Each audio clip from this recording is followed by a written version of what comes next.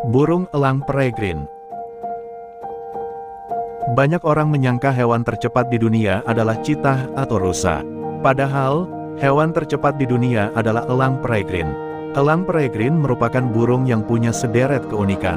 Elang peregrine bahkan punya kecepatan yang melebihi kecepatan mobil Formula 1. Elang peregrine atau alap-alap kawah adalah salah satu spesies elang berukuran besar, dengan panjang sekitar 50 cm.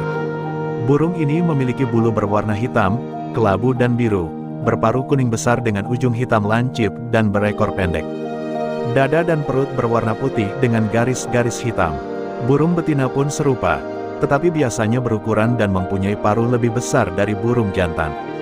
Pada bagian belakang dan sayap burung dewasa biasanya berwarna hitam kebiruan dengan pembatas gelap yang tidak jelas dan ujung sayap berwarna hitam. Bagian bawah burung ini adalah putih berkarat dengan irisan tipis berwarna